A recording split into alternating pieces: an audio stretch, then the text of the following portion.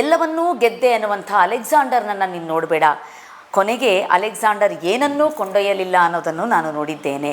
ಸೌಂದರ್ಯ ಇದೆ ಅಂತ ಹಿಗ್ಬೇಡ, ಮೋನಾಲಿಸಾ ಮಣ್ಣಾದದ್ದನ್ನು ನಾನು ನೋಡಿದ್ದೇನೆ. We have to have a big dream ಅಂತ. Having a small dream is a crime ಅಂತ ಹೇಳ್ತಾರೆ ಅಬ್ದುಲ್ ಕಲಾಂರವರು. ಈ ರೀತಿಯ ಇನ್ನು ನಾವು ನಿರೂಪಣೆಗೆ ಅಂತ ಬಂದಾಗ ಯಾವ್ಯಾವ ಥರದ ಕಾರ್ಯಕ್ರಮಗಳನ್ನು ಮಾಡಬಹುದು, ಅಥವಾ ನಾನು ಯಾವ್ಯಾವ ಥರದ ಕಾರ್ಯಕ್ರಮಗಳನ್ನು ಮಾಡಿದ್ದೀನಿ ಅಂತಂದರೆ, ಇದರಲ್ಲೂ ಕೂಡ ನಿಮಗೆ ಸುಮಾರು ಆಪ್ಷನ್ಸ್ ಇರುತ್ತೆ ನೋಡಿ. ರಾಜಕೀಯವಾಗಿರುವಂಥ ಕಾರ್ಯಕ್ರಮಗಳೇ ಇರುತ್ತೆ, ಪೊಲಿಟಿಕಲ್ ಮತ್ತು ಕಲ್ಚರಲ್ ಇರುತ್ತೆ, ಸೋಷಿಯಲ್ ಇರುತ್ತೆ, ಸ್ಪಿರಿಚುವಲ್ ಇರುತ್ತೆ, ಸಿನಿಮಾ ರಂಗದ ಕಾರ್ಯಕ್ರಮಗಳು ಬರುತ್ತೆ. ಈ ಥರ ಎಲ್ಲ ಒಂದು ಇನ್ಸ್ಟಿಟ್ಯೂಷನಲ್ ಕಾರ್ಯಕ್ರಮಗಳಿರುತ್ತೆ. ಇದರಲ್ಲಿ ನಿಮಗೆ ತುಂಬ ಅವಕಾಶಗಳು ಸಿಗ್ತಾ ಹೋಗುತ್ತೆ. ನಮ್ಮ ಸಮಾಜದಲ್ಲಿ ಇವತ್ತು ಸಮಾಜ ನಮ್ಮ ಸುತ್ತಮುತ್ತ ಎಷ್ಟು ಒಂದು ಬೆಳೀತಾ ಇದೆ ಅಂತಂತಂದರೆ, ಪ್ರತಿ ದಿನಾನೂ ನೀವು ಎಲ್ಲಿ ಹೋದರೂ ಕೂಡ ನಿಮಗೆ ಕಾರ್ಯಕ್ರಮಗಳ ಒಂದು ಸುರಿಮಳೆನೇ ಕಾಣಿಸುತ್ತೆ. ಅದರಲ್ಲಿ ನಮಗೂ ಕೂಡ ಅವಕಾಶಗಳನ್ನು ಜನರು ಗುರುತಿಸಿ ಕೊಡ್ತಾ ಇದ್ದಾರೆ. ಅದರಲ್ಲಿ ನಾನು ಮಾಡಿರುವಂಥ ಹೆಚ್ಚಿನ ಕಾರ್ಯಕ್ರಮಗಳು ಅಂತಂತಂದರೆ ಈ ಥರ ಸಾಹಿತ್ಯದ ಕಾರ್ಯಕ್ರಮಗಳು, ಕಲ್ಚರಲ್, ಸೋಷಿಯಲ್, ಸ್ಪಿರಿಚುವಲ್ ಮತ್ತು ಸಿನಿಮಾ ಕಾರ್ಯಕ್ರಮಗಳನ್ನು ಮಾಡಿದ್ದೀನಿ. ಆದರೆ ಮಾಡಿರುವಂಥದ್ದು ಸ್ವಲ್ಪ ಕಮ್ಮಿ ಪ್ರಮಾಣದಲ್ಲಿ. ಯಾವುದಾದ್ರೂ ಸಿನಿಮಾ ಲಾಂಚಿಂಗ್ ಈ ಥರ, ಅಥವಾ ಒಂದು ಸ್ಟುಡಿಯೋ ಲಾಂಚಿಂಗ್ ಇತ್ತು, ಒಂದು ರೆಸ್ಟೋರೆಂಟ್ ಲಾಂಚಿಂಗ್ ಇತ್ತು, ಈ ಥರದ ಕಾರ್ಯಕ್ರಮಗಳನ್ನು ಕೂಡ ನಾನು ಮಾಡಿದ್ದೀನಿ. ಜನ ಅಪ್ರೋಚ್ ಮಾಡ್ತಾರೆ, ನೀವು ಇದನ್ನು ಮಾಡ್ತೀರಾ ಮೇಡಮ್, ಯಾಕೆಂದರೆ ನೀವು ಮಾಡಿರುವಂಥದ್ದೆಲ್ಲ ಸ್ಪಿರಿಚುವಲ್ ಮತ್ತು ಕಲ್ಚರಲ್, ಸೋಷಿಯಲ್, ಸಾಹಿತ್ಯದ ಕಾರ್ಯಕ್ರಮಗಳು, ಬುಕ್ ರಿಲೀಸ್ ಇರ್ಬೋದು, ಅವಾರ್ಡ್ ಫಂಕ್ಷನ್ ಇರ್ಬೋದು, ಈ ಥರದ್ದು ಜಾಸ್ತಿ ಮಾಡ್ತೀರಾ, ಈ ಥರದ್ದು ಮಾಡ್ತೀರಾ ನೀವು ಅಂತ. ಖಂಡಿತವಾಗಲೂ ಎಲ್ಲದಕ್ಕೂ ಕೂಡ ನಾವು ಓಪನ್ ಆಗಿರಬೇಕು. ನಾವು ನಮ್ಮ ಮಾತಿನ ಧಾಟಿ, ನಾವು ಅದನ್ನು ಡೆಲಿವರ್ ಮಾಡುವಂಥ ಶೈಲಿ ಅದು ಒಂದಕ್ಕೆ ಅಂತ ನಾವು ಫಿಕ್ಸ್ ಆಗಬಾರ್ದು. ಸ್ವಲ್ಪ ನಾವು ನಮ್ಮ ಕಮ್ಯುನಿಕೇಷನ್ ಸ್ಟೈಲ್ನ ಸ್ವಲ್ಪ ಚೇಂಜ್ ಮಾಡಿಕೊಂಡ್ರೆ ಎಲ್ಲ ಕ್ಷೇತ್ರಗಳಲ್ಲೂ ಕೂಡ ನಿಮಗೆ ನೂರಾರು ಸಾವಿರಾರು ಅವಕಾಶಗಳು ಸಿಗ್ತಾ ಹೋಗುತ್ತೆ ನಿಮಗೆ. ಆದ್ದರಿಂದ ಈ ನಿರೂಪಣಾ ಕ್ಷೇತ್ರವನ್ನು ಯಾರು ಬೇಕಾದರೂ ಆಯ್ಕೆ ಮಾಡಬಹುದು. ನಿಮ್ಮಲ್ಲಿ ಆ ವಾಕ್ಚಾತುರ್ಯ ಇರಬೇಕು, ಆ ವಾಯ್ಸಲ್ಲಿ ಆ ವೈಬ್ರೇಷನ್ ಬರಬೇಕು. ನೀವು ಮೈಕ್ ಇಟ್ಕೊಂಡಾಗ ಅದೆಲ್ಲ ಆಟೋಮ್ಯಾಟಿಕ್ಕಾಗಿ ಬರ್ತಾ ಹೋಗುತ್ತೆ.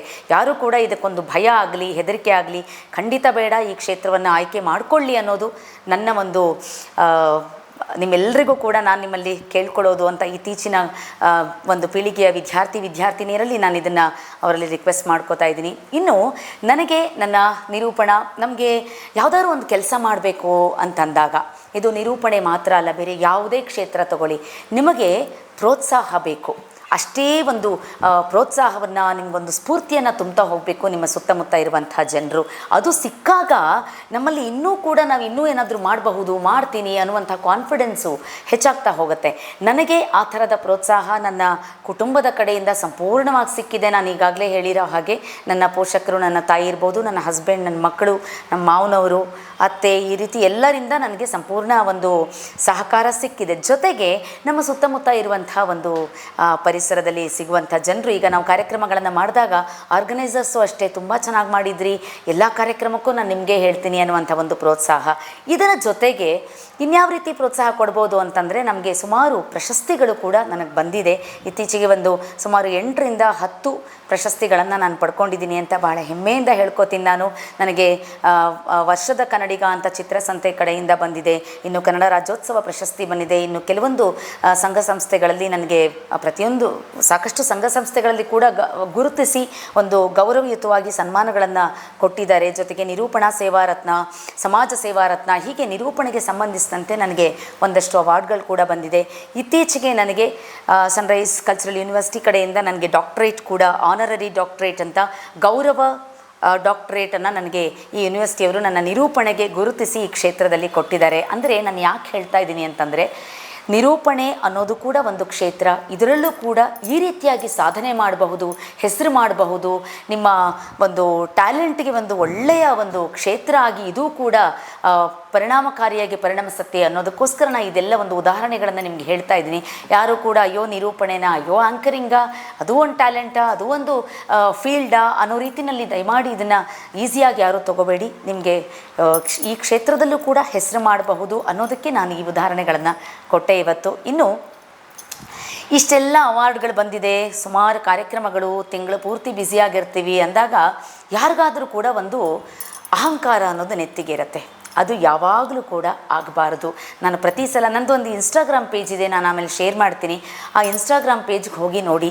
ನಾನು ಸುಮಾರು ಇಲ್ಲಿಯವರೆಗೂ ಒಂದು 80 ಪೋಸ್ಟನ್ನು ಅಷ್ಟೇ ನಾನಿನ್ನು ಹಾಕಿರೋದು, ಇತ್ತೀಚೆಗೆ ಶುರು ಮಾಡಿರೋದು. ಆದರೆ ಆ 80 ಪೋಸ್ಟ್ಗೆ ನನಗೆ 26,000 ಫಾಲೋವರ್ಸ್ ಬಂದಿದ್ದಾರೆ. ನನಗೆ ಯಾಕೆ ಅಂತಂದರೆ ನಾನು ಪ್ರತಿಯೊಂದು ಮಾಡುವಂಥ ವಿಡಿಯೋದಲ್ಲಿ ನೀವು ನೋಡಿ ನನಗೆ ಮಿಲಿಯನ್ ಗಟ್ಟಲೆ ನನಗೆ ವ್ಯೂಸ್ ಕೂಡ ಬರುತ್ತೆ. ನಾನು ಯಾಕೆ ಹೇಳ್ಕೊತಾ ಇದ್ದೀನಿ ಇದನ್ನು ಅಂತಂದರೆ ಪ್ರತಿ ವಿಡಿಯೋದಲ್ಲೂ ನಾನು ಪ್ರತಿಯೊಬ್ಬರಿಗೂ ಕೂಡ ಒಂದು ಸಂದೇಶವನ್ನು ಕೊಟ್ಟಿರ್ತೀನಿ. ದಯಮಾಡಿ ಒಂದು ಮೆಸೇಜ್ ಇಟ್ಟಿರ್ತೀನಿ ಎಲ್ಲ ವಿಡಿಯೋದಲ್ಲೂ. ನೀವು ಅದನ್ನು ಬೇಕಿದ್ದರೆ ಇವತ್ತೇ ಹೋಗಿ ಚೆಕ್ ಮಾಡಿ ನೋಡಿ. ನಿಮಗೆ ತುಂಬ ಇಷ್ಟ ಆಗುತ್ತೆ ವಿಡಿಯೋಸ್. ಯಾಕೆಂದರೆ ಸುಮ್ಮನೆ ಏನೋ ಮಾತಾಡೋದು ನನಗೂ ಇಷ್ಟ ಆಗಲ್ಲ. ನಾನು ಏನಾದರೂ ಒಂದು ಇನ್ಸ್ಪಿರೇಷನಲ್ ಸ್ಟೋರಿ ಹೇಳ್ತೀನಿ, ಕೊನೆಗೊಂದು ಮೆಸೇಜ್ ಇಟ್ಟಿರ್ತೀನಿ. ಆ ಜನರಿಗೆ ನೋಡಿದ್ರೆ ಒಂದು ಎಕ್ಸಾಂಪಲ್ ಹೇಳ್ತೀನಿ. ನಾನು ಇದನ್ನು ಹೇಳಲೇಬೇಕು ನಿಮಗೆ. ಯಾಕೆ ಅಂದರೆ ಇತ್ತೀಚೆಗೆ ನಾವು ನೋಡಿದ ಹಾಗೆ ಆತ್ಮಹತ್ಯೆ ಪ್ರಕರಣಗಳು ಸಿಕ್ಕಾಬಟ್ಟೆ ಆಗೋಗಿದೆ. ನಮ್ಮ ಸುತ್ತಮುತ್ತ ಸ್ಟೂಡೆಂಟ್ಸ್ ಇರಬಹುದು, ಗಂಡ ಹೆಂಡತಿ ಇರಬಹುದು, ಚಿಕ್ಕ ಪುಟ್ಟ ಕಲಹಗಳಿಗೆ ಒಂದು ಡೆತ್ ನೋಟ್ ಬರೆದಿಡೋದು, ಆತ್ಮಹತ್ಯೆ ಮಾಡ್ಕೊಳ್ಳೋದು ತುಂಬ ಕಾಮನ್ ಆಗೋಗಿದೆ. ದಿನ ಬೆಳಗಾದರೆ ನಿಮಗೆ ಒಂದು 5ರಿಂದ 6 ಈ ಥರದ್ದು ನಮ್ಮ ಕಣ್ಣು ಮುಂದೆನೇ ನಮಗೆ ಕಾಣಿಸುತ್ತೆ. ಮೊಬೈಲ್ ಫೇಸ್ಬುಕ್ ಓಪನ್ ಮಾಡಿದ್ರೆ ಬರುತ್ತೆ, ಟಿ ವಿ ಹಾಕಿದ್ರೆ ಬರುತ್ತೆ, ನ್ಯೂಸ್ ಪೇಪರ್ ನೋಡಿದ್ರೆ ಬರುತ್ತೆ. ನಾನು ಇದ್ರ ಬಗ್ಗೆ ಒಂದು ವಿಡಿಯೋ ಮಾಡಿದ್ದೆ. ಎಷ್ಟು ಎಫೆಕ್ಟಿವ್ ಆಗಿದೆ ಆ ವಿಡಿಯೋ ಅಂತಂದರೆ ಎಷ್ಟೋ ಜನ ನನಗೆ ಮೆಸೇಜ್ ಹಾಕಿದ್ರು, ಮೇಡಮ್ ನಿಮ್ಮ ವಿಡಿಯೋ ನೋಡಿದ ಮೇಲೆ ನಂಗೆ ಜೀವನದಲ್ಲಿ ಬದುಕಬೇಕು ಅನ್ನುವಂಥ ಒಂದು ಆಸಕ್ತಿ ಬಂದಿದೆ ನನಗೆ. ಕಷ್ಟಗಳು ಯಾರಿಗಿರಲ್ಲ ಹೇಳಿ? ನಮಗಿರಲ್ವಾ, ನಿಮಗಿರಲ್ವಾ? ಎಲ್ಲರಿಗೂ ಕಷ್ಟಗಳಿರುತ್ತೆ. ಒಂದು ಡಿಸೀಸ್ ಇರ್ಬೋದು, ಡೈವೋರ್ಸ್ ಇರ್ಬೋದು, ಡೆತ್ ಇರ್ಬೋದು, ಏನೋ ಸಮಸ್ಯೆ ಇರ್ಬೋದು. ಆದರೆ ಅದಕ್ಕೆ ಹೆದರಿ ನಾವು ಆತ್ಮಹತ್ಯೆ ಅಂದರೆ ಇವತ್ತಿನ ಶಿಕ್ಷಣ ಪದ್ಧತಿನೂ ಹಾಗೇ ಇದೆ. ಮಕ್ಕಳು ಕೂಡ ಅಷ್ಟೇ ಸೂಕ್ಷ್ಮವಾಗಿ ಬೆಳೀತಾ ಇದ್ದಾರೆ. ಈ ವಿಷಯವನ್ನು ತೊಗೊಂಡು ನಾನು ವಿಡಿಯೋ ಮಾಡಿದ್ದೆ. ನನಗೆ ಒಳ್ಳೆ ರೆಸ್ಪಾನ್ಸ್ ಬಂತು. ನಿಮ್ಮ ವಿಡಿಯೋ ನೋಡಿ ನಾವು ಎಷ್ಟೋ ಜನ ಬದುಕಬೇಕು ಅನ್ನುವಂಥ ಆಸೆ ನಮ್ಮಲ್ಲಿ ಮತ್ತೆ ಚಿಗುರೊಡೆದಿದೆ. ಜೀವನ ಇಷ್ಟೇನಾ, ಮುಗಿದೋಯ್ತಾ, ಇದೇನಾ? ಕಷ್ಟಗಳು ಎಲ್ಲರಿಗೂ ಬರುತ್ತೆ. ಆದರೆ ಆ ಕಷ್ಟಗಳ ಬದುಕಿನ ಏರಿಳಿತಗಳಲ್ಲಿ ಹೇಗೆ ಬದುಕಬೇಕು ಅನ್ನೋದನ್ನು ನಮ್ಮ ಮಕ್ಕಳಿಗೆ ನಾವು ಹೇಳ್ಕೊಡ್ಬೇಕು. ನಮ್ಮ ಸುತ್ತಮುತ್ತ ಇರುವಂಥ ಜನರಿಗೆ ನಾವು ಹೇಳ್ಕೊಡ್ಬೇಕು. ನಾವಷ್ಟು ಸ್ಟ್ರಾಂಗ್ ಆಗಿರಬೇಕು ಅನ್ನುವಂಥ ಮೆಸೇಜನ್ನು ನಾನು ಅದರಲ್ಲಿ ಕೊಟ್ಟಿದ್ದೆ. ದಯಮಾಡಿ ನಾನು ಶೇರ್ ಮಾಡ್ತೀನಿ ನನ್ನ ಪೇಜ್ನ. ನೀವು ಹೋಗಿ ಎಲ್ಲ ವೀಡಿಯೋಸ್ನ ನೋಡಿ ನಿಮ್ಮ ಅಭಿಪ್ರಾಯವನ್ನು ತಿಳಿಸಿ ಅಂತ ಈ ಸಂದರ್ಭದಲ್ಲಿ ನಿಮ್ಮಲ್ಲಿ ಕಳಕಳಿಯಿಂದ ಪ್ರಾರ್ಥಿಸ್ಕೊಳ್ತಾ ಇದ್ದೇನೆ. ಇನ್ನು ನಾನು ಆಗಲೇ ಹೇಳಿದ ಹಾಗೆ ಒಂದು ಯಾವುದೇ ಕ್ಷೇತ್ರದಲ್ಲೂ ಕೂಡ ನಾವು ಒಂದು ಹೆಸರು ಮಾಡಿದಾಗ ನಂಗೆ ಸುಮಾರು ಜನ ಕೇಳಿದ್ದಾರೆ, ನಿಮ್ಗೆ ಎಷ್ಟು ಖುಷಿ ಆಗ್ತಿರುತ್ತಲ್ವ ಮೇಡಮ್, ಎಷ್ಟು ಹೆಮ್ಮೆ ಅನಿಸುತ್ತಲ್ವ, ಜನ ಬಂದು ನಿಮ್ಮನ್ನು ಮಾತಾಡಿಸ್ತಾರೆ, ನಿಮ್ಮ ನಂಬರ್ ತೊಗೋತಾರೆ, ಕಾರ್ಡ್ ತೊಗೋತಾರೆ, ಕಾರ್ಯಕ್ರಮಗಳಿಗೆ ಕರೀತಾರೆ, ಸನ್ಮಾನ ಮಾಡ್ತಾರೆ ಅಂತ. ಅದೆಲ್ಲ ನಿಜವಾದ ಮಾತು. ಆದರೆ ಯಾವತ್ತೂ ಕೂಡ ನನಗೆ ಒಂದು ಕಡೆ ಒಂದು ಇಂಟರ್ವ್ಯೂನಲ್ಲಿ ಪ್ರಾಣೇಶ್ ಅವರು ಆಡಿರುವಂಥ ಮಾತು ಇದು, ಎತ್ತರದಲ್ಲಿದ್ದೇನೆಂದು ಬೀಗಬೇಡ, ನಕ್ಷತ್ರಗಳು ಕೆಳಗುರುಳುವುದನ್ನು ನಾನು ನೋಡಿದ್ದೇನೆ. ಎಂಥ ಅದ್ಭುತವಾದಂಥ ಮಾತಲ್ವ ಇದು. ಇನ್ನು ನನ್ನಲ್ಲಿ ಸೌಂದರ್ಯ ಇದೆ ಅಂತ ಹಿಗ್ಗಬೇಡ, ಮೋನಾಲಿಸಾ ಮಣ್ಣಾದದ್ದನ್ನು ನಾನು ನೋಡಿದ್ದೇನೆ. ತುಂಬ ಸುಂದರವಾಗಿ ನಂಗೆ ತುಂಬ ಇಷ್ಟ ಆಗೋಯ್ತು ಈ ಮಾತುಗಳು. ಎಲ್ಲವನ್ನೂ ಗೆದ್ದೆ ಅನ್ನುವಂಥ ಅಲೆಕ್ಸಾಂಡರ್ನನ್ನು ನೀನು ನೋಡಬೇಡ, ಕೊನೆಗೆ ಅಲೆಕ್ಸಾಂಡರ್ ಏನನ್ನೂ ಕೊಂಡೊಯ್ಯಲಿಲ್ಲ ಅನ್ನೋದನ್ನು ನಾನು ನೋಡಿದ್ದೇನೆ. ಈ ರೀತಿಯಾಗಿ ಇಂತಹ ಮಾತುಗಳು ಮತ್ತು ಅಬ್ದುಲ್ ಕಲಾಂರವರ ನುಡಿಮುತ್ತುಗಳನ್ನು ನಾನು ಯಾವಾಗಲೂ ಕೂಡ ನನ್ನ ಮನಸ್ಸಿನಲ್ಲಿ ಇಟ್ಕೊಂಡಿರ್ತೀನಿ. We have to have a big dream ಅಂತ. Having a small dream is a crime ಅಂತ ಹೇಳ್ತಾರೆ ಅಬ್ದುಲ್ ಕಲಾಂರವರು. ಈ ರೀತಿಯ ಮಾತುಗಳನ್ನು ನಾನು ಯಾವಾಗಲೂ ನನ್ನ ಸ್ಮೃತಿ ಪಟಲದಲ್ಲಿ ಇಟ್ಕೊಂಡೇ ನಾನು ನಿರೂಪಣೆಗೆ ಹೋಗ್ತೀನಿ. ನಿರೂಪಣೆ ಮಾತ್ರ ಅಲ್ಲ, ನನ್ನ ನಿಜ ಜೀವನದಲ್ಲೂ ಅಷ್ಟೇ ಇವರೆಲ್ಲರನ್ನ ಒಂದು ನನ್ನ ಇನ್ಸ್ಪಿರೇಷನ್ ಆಗಿ ತಗೊಂಡು ನಾನು ನನ್ನ ಬದುಕನ್ನು ನಡೆಸ್ತಾ ಇದ್ದೀನಿ ಅಂತ ಈ ಸಂದರ್ಭದಲ್ಲಿ ಹೇಳ್ತೀನಿ. ಜೊತೆಗೆ ನಾವು ಎಲ್ಲೇ ಹೋದರೂ ಯಾವುದೇ ಕಾರ್ಯಕ್ರಮಗಳನ್ನು ನೋಡಿದಾಗ ಸಾಮಾನ್ಯವಾಗಿ ನಿಮಗೆ ಆ್ಯಂಕರ್ ಅಂತ ಬಂದಾಗ ನಿಮಗೆ ಹೆಣ್ಮಕ್ಳೇ ಹೆಚ್ಚಾಗಿ ಕಾಣಿಸ್ತಾರೆ. ಗಂಡ್ಮಕ್ಳು ಇಲ್ಲ ಅಂತಿಲ್ಲ, ಪ್ರಮಾಣ ಕಮ್ಮಿ. ಆದರೆ ಯಾಕೆ ಹೆಣ್ಮಕ್ಳೇ ಹೆಚ್ಚೆ ಕಾಣಿಸ್ತಾರೆ ಅಂತಂತಂದರೆ ನಾನು ಹೇಳ್ತೀನಿ ಕೇಳಿ. ಒಂದು ವಿಮಾನ ಟೇಕ್ ಆಫ್ ಆಗಿ ಲ್ಯಾಂಡ್ ಆಗೋವರೆಗೂ ಆ ಪೈಲಟ್ನ ಪಾತ್ರ ಎಂಥದ್ದು. ಸಾವಿರಾರು ಜನಗಳನ್ನು ಅವನು ಕೂರಿಸ್ಕೊಂಡಿರ್ತಾನೆ. ಅವರೆಲ್ಲರ ಜವಾಬ್ದಾರಿ, ಜೀವದ ಹೊಣೆ ಅವನ ಮೇಲಿರುತ್ತೆ. ಹಾಗೆ ಪೈಲಟ್ ಎಷ್ಟು ಮುಖ್ಯ ಆಗ್ತಾನೋ, ಒಂದು ಹಡಗು ಸಮುದ್ರದಲ್ಲಿ ಸಾಗಬೇಕಾದರೆ ದಡ ಸೇರೋವರೆಗೂ ಆ ನಾವಿಕನ ಪಾತ್ರ ಎಷ್ಟು ಮುಖ್ಯ ಆಗುತ್ತೋ, ಹಾಗೆ ಈ ಸಂಸಾರದಲ್ಲಿ ಯಜಮಾನ ಅಥವಾ ತಾಯಿ ಸ್ಥಾನವನ್ನು ಪಡೆದವಳು ಎಷ್ಟು ಮುಖ್ಯವಾಗ್ತಾಳೋ, ಹಾಗೆಯೇ ನಿರೂಪಣೆ ಒಂದು ಕಾರ್ಯಕ್ರಮ ಅಂತ ಬಂದಾಗ ಆರಂಭದಿಂದ ಕೊನೆಯವರೆಗೂ ಕೂಡ ನಿರೂಪಕಿಗೆ ಅಥವಾ ನಿರೂಪಕರಿಗೆ ಅಷ್ಟೇ ದೊಡ್ಡದಾದಂಥ ಒಂದು ಜವಾಬ್ದಾರಿ ಇದೆ. ನಾನು ಈ ಉದಾಹರಣೆಗಳನ್ನು ಯಾಕೆ ಹೇಳಿದೆ ಅಂತಂದರೆ ನಿರೂಪಕರನ್ನು ಕೂಡ ನಾನು ಅವರಿಗೆ ಹೋಲಿಸ್ತೀನಿ. ಯಾಕೆಂದರೆ ಅಷ್ಟು ದೊಡ್ಡ ಜವಾಬ್ದಾರಿಯನ್ನು ವಹಿಸಿ ಅವರನ್ನು ನಂಬಿ ಅವರಿಗೆ ಆ ಜವಾಬ್ದಾರಿ ಕೊಟ್ಟಿರ್ತಾರೆ ಕಾರ್ಯಕ್ರಮದ್ದು. ಆದ್ದರಿಂದ ಒಂದು ತಾಯಿಗೆ ಇರುವಂತಹ ಜವಾಬ್ದಾರಿ, ಹೆಣ್ಣು ಮಕ್ಕಳಿಗೆ ಇರುವಂಥ ಒಂದು ಸಂಸಾರದಲ್ಲಿ ಇರುವಂಥ ಜವಾಬ್ದಾರಿ ನಿರೂಪಕರಿಗೆ ಕೂಡ ಇರುತ್ತೆ. ಒಂದು ಹೆಣ್ಣು ಅಥವಾ ಒಂದು ತಾಯಿ ಅಂತ ಬಂದಾಗ ಅವಳು ಸಹನಾಮೂರ್ತಿ ಆಗಿರ್ತಾಳೆ, ತಾಳ್ಮೆಯ ಪ್ರತಿರೂಪ ಆಗಿರ್ತಾಳೆ.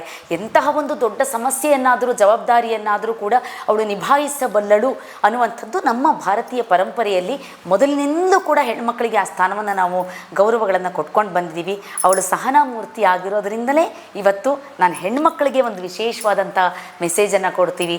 ಗಂಡ ಮಕ್ಕಳು ಮನೆ ಸಂಸಾರ ಅಂತ ಒಂದು ಲೆವೆಲ್ಲಿಗೆ ಜೀವನ ಬಂದು ನಿಂತಾಗ ದಯಮಾಡಿ ಈ ಕ್ಷೇತ್ರದ ಬಗ್ಗೆ ಯೋಚನೆ ಮಾಡಿ.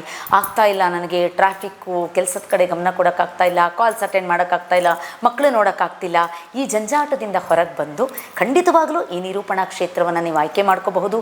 ಇದನ್ನು ನೀವು ವೃತ್ತಿಯಾಗಾದರೂ ತಗೊಳ್ಳಿ, ಪ್ರವೃತ್ತಿಯಾಗಾದರೂ ತಗೊಳ್ಳಿ, ನಿಮಗೆ ಖಂಡಿತವಾಗಲೂ ಯಶಸ್ಸು, ಕೀರ್ತಿ, ಹೆಸರು ಎಲ್ಲದೂ ಕೂಡ ನಿಮ್ಮ ಮಡಿಲಿಗೆ ಬಂದು ಬೀಳತ್ತೆ ಅಂತ ಈ ಸಂದರ್ಭದಲ್ಲಿ ಹೇಳೋದಕ್ಕೆ ಇಷ್ಟಪಡ್ತೀನಿ. ಈ ನಿರೂಪಣೆ, ಕಾರ್ಯಕ್ರಮದ ನಿರೂಪಣೆ ಅಂತ ಬಂದಾಗ ನಾನು ಬೆಂಗಳೂರು ಮಾತ್ರವಲ್ಲ, ಬೆಂಗಳೂರಿನ ಹೊರತುಪಡಿಸಿ ಬೇರೆ ಬೇರೆ ಜಾಗಗಳಿಗೂ ಕೂಡ ಜನ ಅಪ್ರೋಚ್ ಮಾಡ್ತಾರೆ. ಅಲ್ಲೂ ಕೂಡ ಹೋಗಿ ನಾನು ಕಾರ್ಯಕ್ರಮಗಳನ್ನು ಕೊಟ್ಟಿದ್ದೇನೆ. ಉದಾಹರಣೆಗೆ ಮೈಸೂರು, KR ನಗರ, ಮಂಗಳೂರು, ಶಿವಮೊಗ್ಗ, ಹೀಗೆ ಒಂದಷ್ಟು ಬೇರೆ ಬೇರೆ ಜಾಗಗಳಿಗೆ ಕೂಡ ಹೋಗಿ ಕಾರ್ಯಕ್ರಮಗಳನ್ನು ನಡೆಸ್ಕೊಟ್ಟಿದ್ದೀನಿ. ಇನ್ನು ಬೆಂಗಳೂರಿನಲ್ಲಿ ನಾನು ಈ ವಿಷಯವನ್ನು ನಿಮ್ಮ ಜೊತೆ ಹೇಳಲೇಬೇಕು. ಚಾಮರಾಜಪೇಟೆಯ ರಾಘವೇಂದ್ರ ಕಾಲೋನಿಯಲ್ಲಿ ಮಾತಿನ ಮನೆ ಅನ್ನುವಂಥ ಒಂದು ಕಲಾವೇದಿಕೆ ಇದೆ. ಬಹಳ ಸುಂದರವಾದಂಥ ಒಂದು ಕಲಾವಿದರಿಗಾಗಿಯೇ ಮಾಡಿರುವಂಥ ವೇದಿಕೆ. ಶ್ರೀಯುತ ರಾಸು ವೆಂಕಟೇಶ್ ಅಂತ ದೂರದರ್ಶನದಲ್ಲಿ ಕೆಲಸ ಮಾಡ್ತಾ ಇದ್ದಂಥ ಒಬ್ಬರು, ನಿವೃತ್ತಿ ಪಡೆದಿರುವಂತಹ ಒಬ್ಬ ಮಹಾನ್ ವ್ಯಕ್ತಿತ್ವ, ವಿಶೇಷ ವ್ಯಕ್ತಿತ್ವ ಶ್ರೀಯುತ ರಾಸು ವೆಂಕಟೇಶ್ ಅವರು ಈ ಮಾತಿನ ಮನೆ ವೇದಿಕೆಯನ್ನು ಕಟ್ಟಿ ಸಾವಿರಾರು ಕಲಾವಿದರಿಗೆ ಒಂದು ವೇದಿಕೆಯನ್ನು ಮಾಡಿಕೊಟ್ಟಿದ್ದಾರೆ. ಅವರ ಪರಿಚಯ ನನಗೆ ಇತ್ತೀಚೆಗೆ ಸುಮಾರು 1.5-2 ವರ್ಷಗಳಿಂದ ಅವರ ಪರಿಚಯ ಆಗಿದೆ. ಅವರ ವೇದಿಕೆಯಲ್ಲಿ ಸುಮಾರು 25ಕ್ಕೂ ಹೆಚ್ಚು ಕಾರ್ಯಕ್ರಮಗಳ ನಿರೂಪಣೆಯನ್ನು ನಾನು ಮಾಡಿದ್ದೀನಿ ಅನ್ನೋದು ನನಗೆ ಹೆಮ್ಮೆ ಇದೆ ಈ ವಿಚಾರದಲ್ಲಿ. ಇನ್ನೊಂದು ಬಹಳ ಅದ್ಭುತ ವಿಚಾರ ಏನು ಅಂತಂದರೆ, ಶ್ರೀಮತಿ ಅಪರ್ಣಾ ವಸ್ತಾರೆ ಅವರು ನನ್ನ ಮಾನಸಿಕ ಗುರುಗಳಾಗಿ ನಾನು ಅವರನ್ನು ಚಿಕ್ಕಂದಿನಿಂದ ತಗೊಂಡು ಬಂದಿದ್ದೀನಿ. ಆದರೆ ಅವರನ್ನು ಮುಖತಃ ಭೇಟಿಯಾಗಿ ನೋಡುವಂಥ ಒಂದು ಸಂದರ್ಭ ನನಗೆ ನನ್ನ ಜೀವಮಾನದಲ್ಲಿ ಸಿಗಲೇ ಇಲ್ಲ. ಈಗ 2 ವರ್ಷಗಳ ಹಿಂದೆ ಅವರನ್ನು ನಾವು ದೈಹಿಕವಾಗಿ ಅವರು ನಮ್ಮಿಂದ ದೂರವಾಗಿದ್ದಾರೆ, ಮಾನಸಿಕವಾಗಿ ಎಲ್ಲ ಕನ್ನಡಿಗರ ಮನಸ್ಸಿನಲ್ಲೂ ಕೂಡ ಅವರು ಕೂತುಬಿಟ್ಟಿದ್ದಾರೆ ಅಂದರೆ ಅದು ಅತಿಶಯೋಕ್ತಿ ಅಲ್ಲ. ಈ ಮಾತಿನ ಮನೆಯ ಒಡನಾಟದಲ್ಲಿ ಇವರಿಗೆ ನಾನು ರಾಸು ವೆಂಕಟೇಶ್ ಅಂತ ಏನು ಹೆಸರು ತಗೊಂಡೆ, ಅವರು ಅಪರ್ಣಾರವರೊಂದಿಗೆ ಬಹಳ ವರ್ಷಗಳ ಕಾಲ, ಸುಮಾರು 40 ವರ್ಷಗಳ ಕಾಲ ಕೆಲಸವನ್ನು ಮಾಡಿ ಅವರೊಂದಿಗೆ ಒಳ್ಳೆಯ ಒಡನಾಟವನ್ನು ಇಟ್ಕೊಂಡಿದ್ದರು. ಅವರಿಂದ ಅಪರ್ಣಾ ಅವರ ಬಗ್ಗೆ ಬಹಳ ಹೆಚ್ಚಿನ ವಿಷಯಗಳನ್ನು ತಿಳ್ಕೊಳ್ಳುವಂಥ ಒಂದು ಅವಕಾಶ ಕೂಡ ನನಗೆ ಮಾತಿನ ಮನೆಯಿಂದ ಸಿಕ್ತು. ಮಾತಿನ ಮನೆಗೆ ನಾನು ಯಾವಾಗಲೂ ಕೂಡ ಸದಾ ಚಿರಋಣಿ ಅಂತ ಹೇಳ್ತಾ, ಮುಖತಃ ಭೇಟಿ ಆಗದೇ ಇದ್ದರೂ ಕೂಡ ಶ್ರೀಮತಿ ಅಪರ್ಣಾ ವಸ್ತಾರೆ ಅವರು ನಿಮಗೆ ಕಾಣಿಸಬಹುದು. ಇಲ್ಲಿ ನನ್ನ ಹಿಂದೆ ಯಾವಾಗಲೂ ನನಗೆ ಅವರು ಬೆನ್ನೆಲುಬಾಗಿ ನಿಂತಿರ್ತಾರೆ. ಅವರನ್ನು ನಾನು ಮಾನಸಿಕ ಗುರುಗಳಾಗಿ ಸ್ವೀಕರಿಸಿದ್ದೇನೆ. ನನ್ನ ಉಸಿರಿದವರೆಗೂ ಕೂಡ ಅವರನ್ನು ನಾನು ಯಾವಾಗಲೂ ಕೂಡ ನನ್ನ ಸ್ಮೃತಿ ಪಟಲದಲ್ಲಿ, ನಾನು ಯಾವುದೇ ಕಾರ್ಯಕ್ರಮಕ್ಕೆ ಹೋಗಬೇಕು ಅಂದರೂ ಟು ಬಿ ಫ್ರ್ಯಾಂಕ್ ಹೇಳ್ತಾ ಇದ್ದೀನಿ, ಅವ್ರದ್ದು ಯಾವುದಾದ್ರೂ ಒಂದು ನಿರೂಪಣಾ ಕ್ಲಿಪ್ಪಿಂಗ್ ನೋಡಿಕೊಂಡೇ ನಾನು ಹೋಗ್ತೀನಿ. ಯಾಕೆಂದರೆ ಅದೊಂದು ನನಗೆ ಸ್ಫೂರ್ತಿಯಾಗಿ ಇಷ್ಟು ವರ್ಷಗಳು ಬಂದಿದೆ, ಇನ್ನು ಮುಂದೇನೂ ನನ್ನ ಜೊತೆ ಇರ್ತಾರೆ ಅನ್ನುವಂಥ ಒಂದು ನಂಬಿಕೆಯೊಂದಿಗೆ ನಾನು ಇವತ್ತಿನ ಈ ನಿರೂಪಣಾ ಕಾರ್ಯಕ್ರಮವನ್ನು ಒಂದು ಕೊನೆಯ ಹಂತಕ್ಕೆ ಬಂದು ತಲುಪಿದ್ದೇವೆ. ಕಲಾ ಜಗತ್ತು ಮಾಧ್ಯಮದವರು ನನಗೆ ಈ ಸುಂದರವಾದಂಥ, ಅಮೋಘವಾದಂಥ ಒಂದು ಅವಕಾಶವನ್ನು ಕೊಟ್ಟಿದ್ದಾರೆ. ನನ್ನ ಜೀವನದ ಈ ನಿರೂಪಣಾ ಪ್ರಯಾಣದ ಬಗ್ಗೆ, ನನ್ನ ವಿಚಾರಧಾರೆಗಳ ಬಗ್ಗೆ ನಿಮ್ಮೆಲ್ಲರೊಂದಿಗೆ ಹಂಚಿಕೊಳ್ಳುವಂಥ ಒಂದು ಅದ್ಭುತವಾದಂಥ ಅವಕಾಶ. ಕಲಾ ಜಗತ್ತು ಮಾಧ್ಯಮಕ್ಕೆ ನಾನು ವೈಯಕ್ತಿಕವಾಗಿ ಬಹಳ ಗೌರವಪೂರ್ವಕವಾಗಿ ನನ್ನ ಅನಂತ ಧನ್ಯವಾದಗಳನ್ನು ಈ ಸಂದರ್ಭದಲ್ಲಿ ಅರ್ಪಿಸೋದಕ್ಕೆ ಇಷ್ಟಪಡ್ತೀನಿ. ಧನ್ಯವಾದಗಳು.